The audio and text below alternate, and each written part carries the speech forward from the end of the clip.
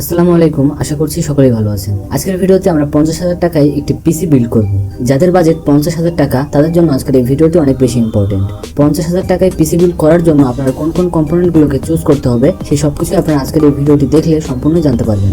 তো চলুন আর দেরি না করে আজকের ভিডিওটি শুরু করা যাক। আজকের ভিডিওতে আমরা প্রসেসর হিসেবে চুজ করেছি AMD Ryzen 7 5700G।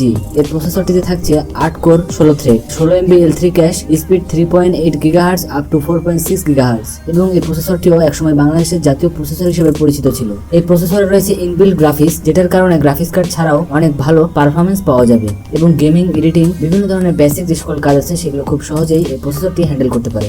CPU cooler হিসেবে আমরা ইউজ করেছি ডিপকুল AK400 হোয়াইট ভার্সন। আজকের এই পিসি বিল্ডটি যেহেতু হোয়াইট বিল্ড, তো সেই কারণে আমরা এখানে এয়ার কুলারটিকেও হোয়াইট চুজ করেছি। মাদারবোর্ড হিসেবে আমরা ইউজ করেছি ASRock B450M steel legend AMD micro ATX motherboard. এই মাদারবোর্ডটির চাহিদা অনেক বেশি, সেই কথা বিবেচনা করে আজকে আমরা এই মাদারবোর্ডটি আপনাদের সামনে নিয়ে এসেছি। এবং এই মাদারবোর্ডটির একটি বিশেষত্ব রয়েছে, সেটি হচ্ছে এই মাদারবোর্ডটিতে RGB লাইট জ্বলে। তো আমাদের এই বিল্ডটি যেহেতু হোয়াইট বিল্ড, তো সেই কারণে আমরা এই মাদারবোর্ডটিকে চুজ করেছি এবং এই প্রাইস রেঞ্জে এই মাদারবোর্ডটির পারফরমেন্স অন্যান্য মাদারবোর্ডের তুলনায় অনেক বেশি ভালো। র্যাম হিসেবে আমরা ইউজ করেছি PN9 Accelerate 8GB gaming EPIC X RGB DDR4 3200 MHz এর দুইটি স্টিক আমরা ইউজ করেছি 8/16GB।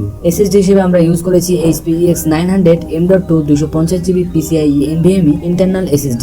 এই SSDটি আমরা সবসময় ইউজ করি এবং আমরা যেহেতু কোনো ধরনের হার্ড ডিস্ক ইউজ করছি না, সেই কারণে আমরা 250GB এর একটি SSD ইউজ করছি। পাওয়ার সাপ্লাই হিসেবে আমরা ইউজ করছি Antec Atom 550 ওয়াটের একটি পাওয়ার সাপ্লাই, যেটিতে থাকছে 2 বছরের অফিসিয়াল ওয়ারেন্টি। কেসিং হিসেবে আমরা ইউজ করেছি ভ্যালুটপ VT-V3 mid tower ATX gaming casing. তো কেসিং এর বিষয়টি আমি আপনাদের সাথে একটু শেয়ার করি। এখানে যে আমরা কেসিংটি চুজ করেছি, এই কেসিংটি মিড বাজেটের মধ্যে সবচেয়ে ভালো একটি কেসিং। তো আপনারা যখন একটি কেসিং চুজ করবেন, তখন অবশ্যই আপনারা যদি এই কেসিংটিকে চুজ করেন, তাহলে আপনারা কেসিং এর বাজেট প্রায় 7 থেকে 8,000 টাকা রাখবেন। কারণ এখানে যে কেসিংটি প্রোভাইড করা হয়েছে এটি শুধুমাত্র কেসিং, কেসিং এর ভিতরে কোনো ধরনের ফ্যান থাকবে না। তো এক্সট্রা ফ্যান কেনার জন্য অবশ্যই আপনাকে 3 থেকে 4,000 টাকা খরচ করতে হবে আরো এক্সট্রা ভাবে। তো আমরাও সেম কাজটি করেছি, আমরা এখানে কেসিং ফ্যান হিসেবে ইউজ করেছি max green GMX AF 12X 12 centimetre RGB casing fan. এই ফ্যানটিকে আমরা 10টি ফ্যান ইউজ করেছি। এখানে 10টি ফ্যানের প্রাইস প্রায় 4,000 টাকার মতো পড়ে। তো টোটাল এই পিসি বিল্ডের প্রাইস পড়েছে 55,000 টাকা সামথিং। সো আপনারা যখন এটি অফলাইনে কিংবা স্টারটেক থেকে বিল্ড করবেন, তখন আপনারা এই পিসিটি প্রায় 50,000 টাকার মধ্যে বিল্ড করে ফেলতে পারবেন।